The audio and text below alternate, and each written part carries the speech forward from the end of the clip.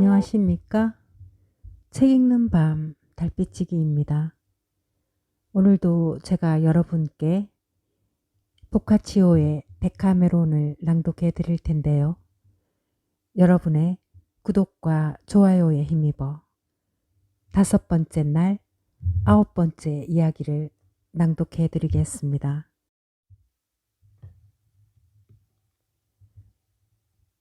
팔로메나가 이야기를 마쳤을 때 여왕은 특권을 지닌 디오네오 외에는 이야기할 사람이 남아있지 않다는 것을 알고 즐거운 낯으로 이야기를 시작했습니다. 이제 제가 이야기할 차례네요. 사랑하는 부인들이여, 저는 부인들이 방금 들으신 이야기와 부분적으로 비슷한 이야기를 들려드릴까 합니다. 이 이야기를 하는 것은 여러분의 아름다움이 고귀한 정신을 지닌 남자들에게 얼마나 큰 힘을 발휘할 수 있는지 알게 하기 위해서이며, 또한 여러분이 받은 선물을 나눠줄 대상을 스스로 찾기를 바라기 때문이에요. 언제나 운명이 여러분을 이끌게 할 필요는 없는 것이, 운명은 거의 언제나 분별이 깃들기보다는 절제되지 못한 보상을 하기 때문입니다. 여러분도 아시다시피 옛날 우리 도시에 코포 디 보르게제 도메니키라는 분이 살고 있었지요. 혈통이 귀족이었으라기보다는 예의와 덕이 뛰어나서 부르의 명성을 누릴 만한 가치 있는 분이었지요. 그분은 나이가 지긋해지자 이웃들과 그 밖의 사람들을 모아놓고 지난 시절의 이야기하는 것을 낙으로 삼았어요. 그 줄거리도 일관되고 기억력도 대단히 뛰어났으며 말솜씨 또한 다른 사람들보다 훨씬 훌륭했지요. 그는 굉장히 다양한 이야기거리를 갖고 있었는데 그 중에서도 피렌체에 살았던 필리포 알베리기시의 아들, 그러니까 무예나 예의범절에서 토스카나를 통틀어 어뜸간다는 피데리고라는 청년 이야기를 즐겨하곤 했어요. 귀족들이 대개 그렇듯이 페데리고는 당시 피렌체에서 가장 아름답고 우아한 부인들 중에서 손꼽히는 조반나라는 귀족 부인을 사랑했어요. 그는 부인의 사랑을 얻으려고 개인 무술 경기나 창술 시범을 열기도 하고 잔치를 벌이고 선물도 하면서 돈을 아낌없이 썼지요. 그러나 아름다운 것 못지않게 성격 또한 조심스러웠던 부인은 자기를 위해 이런 일을 벌이는 그에게 아무런 관심도 보이지 않았답니다. 그러니 페데리고는 분수 이상으로 막대한 돈을 쓰면서도 얻는 것은 아무것도 없는 상태가 되었고, 당연한 결과로 재산을 다 탕진하여 가난뱅이가 되었지요. 결국 남은 것이라고는 근근히 살아갈 정도의 수입이 나오는 자그마한 농원과 세상에서 보기 힘든 훌륭한 매 한 마리 뿐이었어요. 부인에 대한 사랑은 전보다 더한데 도시에서는 원하는 대로 살아갈 수 없을 것 같아서 그는 자신의 농원이 있는 캄피로 이사를 했지요. 그곳에서 매를 이용해서 새를 사냥하면서 아무에게도 돈을 빌리지 않고 가난한 생활을 견뎠답니다. 피데리고가 이렇게 극도로 어렵게 살아가던 어느 날 조반나 부인의 남편이 병에 걸렸어요. 남편은 죽음이 임박한 걸 알고서 유언장을 만들었지요. 엄청난 부자였던 그는 유언장에 이미 성장한 아들을 상속인으로 정했고, 만일 아들이 적합한 상속인 없이 죽으면 그렇게 사랑하던 부인에게 전 재산을 모두 상속받도록 정한 뒤 세상을 떠났어요. 그렇게 조반나 부인은 미망인이 되었답니다. 그녀는 우리 부인들의 관습대로 매년 여름 아들을 데리고 시골에 있는 별장에 가곤 했는데 그곳은 페데리고의 농원과 매우 가까웠어요. 그런데 그곳에 가 있는 동안 이 아들이 페데리고와 친하게 됐고 새와 개를 데리고 놀게 됐지요. 아이는 특히 페데리고의 매를 여러 번 보고 나서 이상하게도 마음에 들어 하면서 갖고 싶어 어쩔 줄 몰라 했어요. 그러나 페데리고가 끔찍히 생각하는 줄 알기 때문에 선뜻 용기를 내서 매를 달라는 말은 하지 못했지요. 그렇게 지내는 동안 아이가 병에 걸리고 말았어요. 다른 자식도 없는 처지에 아들을 깊이 사랑한 어머니는 너무나 걱정이 되어 하루 종일 곁을 지키며 간호를 했어요. 그리고 갖고 싶은 게 없느냐, 자기에게 얼른 말해봐라, 가능하다면 반드시 구해주도록 하겠다고 거듭 물어보았답니다. 아이는 이런 제의를 수없이 듣더니 이렇게 말했어요. 어머니, 페데리고 아저씨의 매를 가져다 주시면 몸이 금방 나을 것 같아요. 부인은 이 말을 듣고 잠시 생각에 잠겨 어떻게 해야 좋을지 궁리하기 시작했어요. 자기는 눈길 한번 주지 않았지만 페데리고가 자기를 오랫동안 사랑해 왔다는 걸 잘 알았던 터라 이렇게 중얼거렸지요. 사람을 보내든 내가 가든 어떻게 그 매를 달라고 한단 말인가. 듣자 하니 날새기로 최고이며 그 사람 생활을 지탱하고 있다던데. 그러니 그런 사랑을 무시하고 다른 낙이라곤 아무것도 남아있지 않은 그분에게 어떻게 그 매를 달라고 할 수 있을까. 요구를 하기만 하면 분명 받을 수 있을 것 같기도 했지만 이런 생각에 가로막혀 어떻게 말을 해야 좋을지 모른 채 아이에게 대답도 하지 못하고 그냥 그렇게 우물쭈물하고 있었어요. 그러나 결국 아들에 대한 사랑이 승리를 거두었지요. 부인은 아들의 소원을 들어주기 위해 사람을 보내는 대신 자기가 직접 가서 어떻게든 해보리라 결심했어요. 그래서 아들에게 이렇게 대답했어요. 아들아, 기운을 내서 어떻게든 병을 이겨야 한다. 약속하는데 내일 아침 제일 먼저 아저씨한테 가서 매를 달라고 해보마. 이 말을 듣고 아이는 기뻐서 그날 당장 다소 병세가 호전되는 모습을 보였어요. 부인은 다음날 아침 다른 부인과 함께 산책을 나가는 척 하면서 페데리고의 조그마한 오두막으로 가서 그를 보자고 청했어요. 마침 사냥철이 아니었어 그날은 사냥 대신 채소밭에서 이런저런 잡일을 하고 있던 페데리고는 조반나 부인이 문에서 자기를 찾는다는 말을 듣고 깜짝 놀라면서도 반가워하며 뛰어갔어요. 부인은 그가 오는 걸 보고 기부인답게 우아한 얼굴로 나아가 맞았어요. 페데리고가 정중하게 허리를 굽혀 인사하자 그녀가 이렇게 말했어요. 그동안 안녕하셨습니까, 페데리고님? 그리고 계속 말을 이었어요. 지금까지 필요 이상으로 저를 사랑해 주시고 그로 인해 적잖은 고통을 받으신 것에 대해 보답을 해드리고자 오늘 이렇게 왔습니다. 보답이라고는 하지만 그저 여기 있는 제 친구와 함께 오늘 아침 가족처럼 식사나 한번 하자는 것입니다. 이에 페데리고는 겸손한 태도로 이렇게 말했어요. 부인, 저는 당신 때문에 어떤 괴로움도 받았다고 생각하지 않습니다. 오히려 저같이 쓸모없는 사람이 훌륭한 인품을 지닌 부인께 사랑을 바칠 수 있었던 걸 감사히 여기고 있습니다. 더욱이 부인의 정중한 말씀을 들으니 지난 시절 이미 탕진한 재산을 또다시 서버리는 한이 있더라도 조금도 아까울 것 같지 않습니다.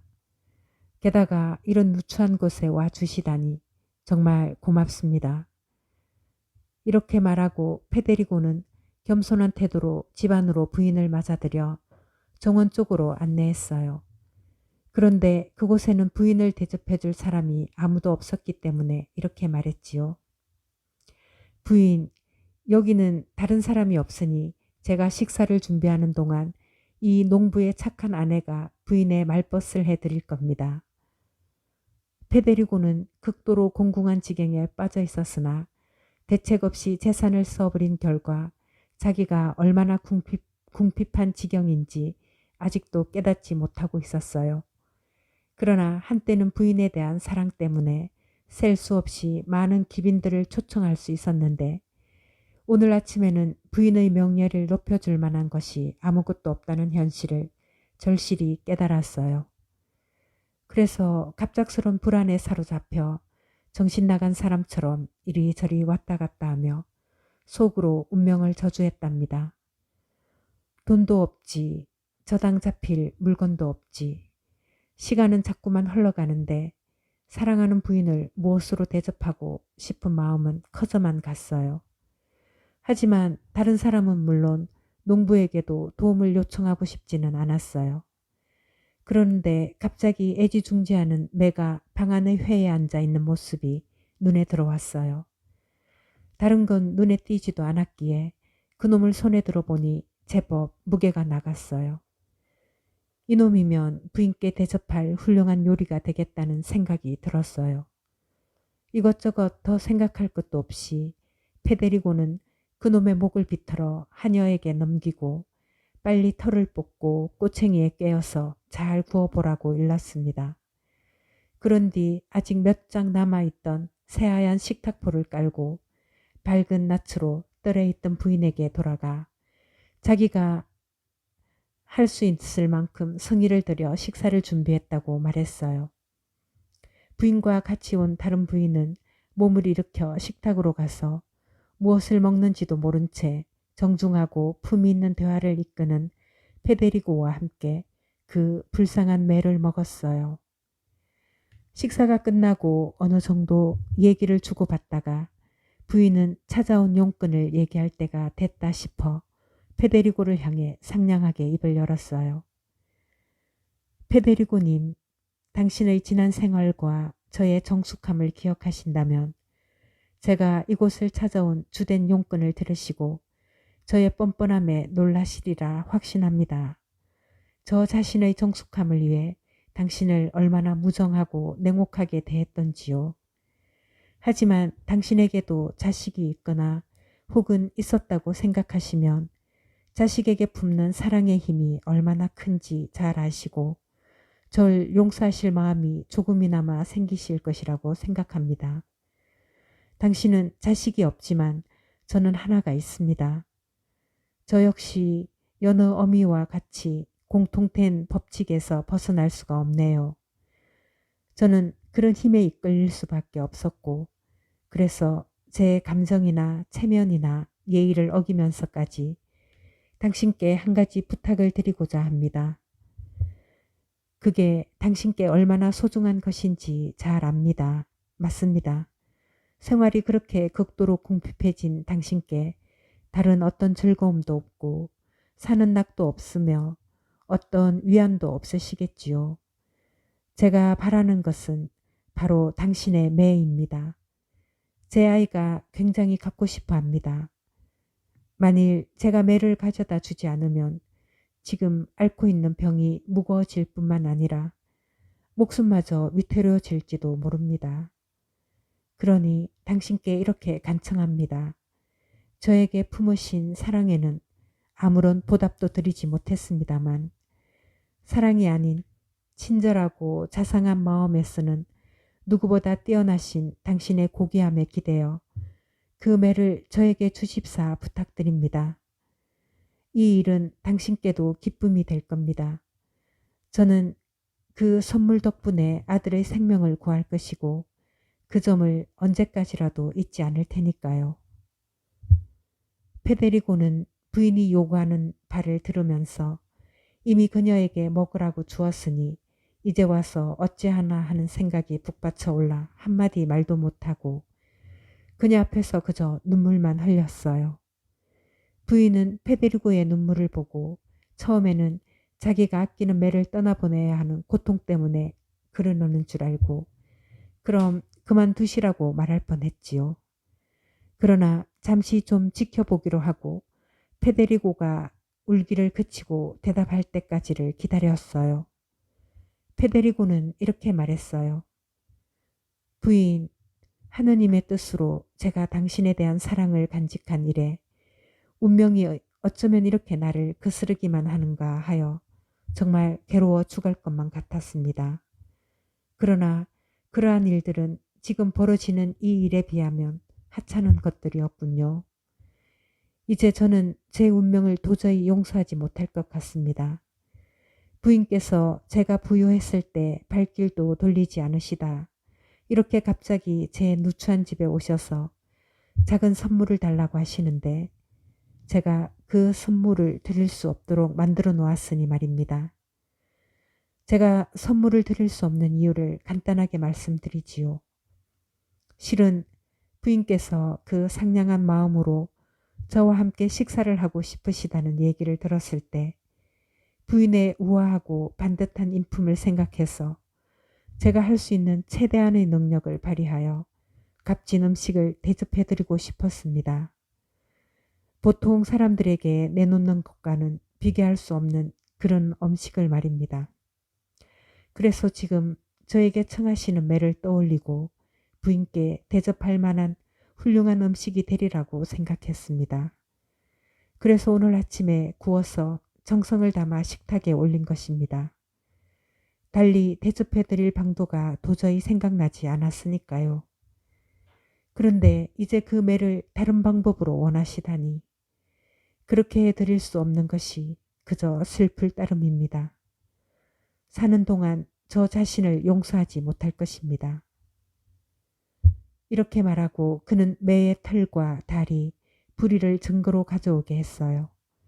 부인은 얘기를 듣고 증거를 눈으로 보았으므로 처음에는 여자 하나를 먹일 요량으로 매를 죽인 것을 탓했지만 이었고 궁핍 속에서도 훼손되지 않은 그 고결한 정신을 마음속으로 높이 평가했어요.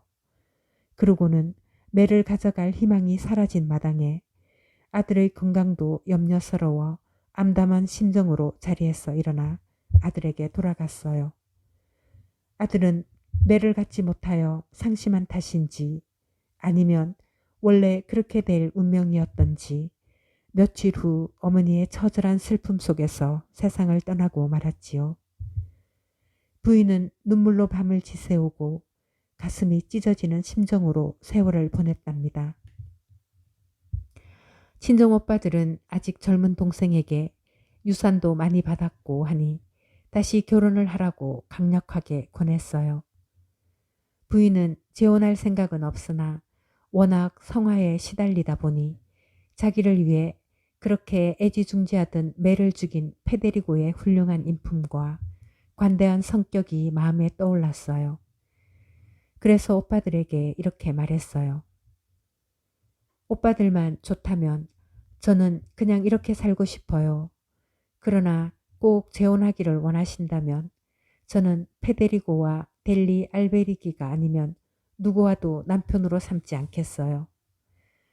그 말을 듣고 오빠들은 부인을 비웃으며 말했지요. 바보같이 무슨 소리를 하는 게냐. 천하의 비릉뱅이가 어디가 좋다고. 이에 부인이 대답했어요. 오빠들이 왜 그렇게 말씀하시는지 잘 알고 있어요. 하지만 돈 있고 인품 없는 사람보다는 돈 없고 인품 있는 사람이 낫습니다. 피데리고가 비록 가난하지만 대단히 훌륭한 사람임을 알았던 터라 오빠들은 부인의 진심 어린 말을 듣고서 그녀의 바람대로 전 재산을 지참금으로 주었어요. 이래하여 페데리고는 엄청난 재산과 함께 사랑했던 여자를 아내로 맞아들이고 그 재산을 잘 관리하면서 오래오래 행복하게 살았답니다.